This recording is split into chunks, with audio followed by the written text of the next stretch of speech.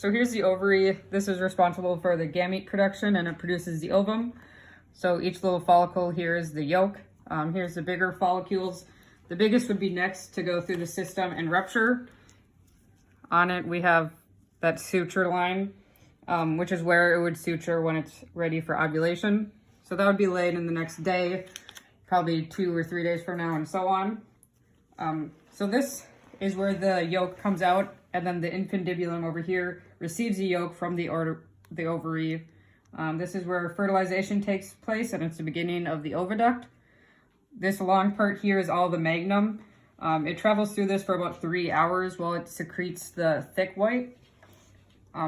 This part here would be the isthmus. This is where shell membranes are placed, which takes about an hour to an hour and a half. Here's the uterus. That's where we found our egg. It sits here for about 28 hours while it's creating its outer shell, and then it goes through here and exits throughout the vagina. And this entire process takes about 27 hours.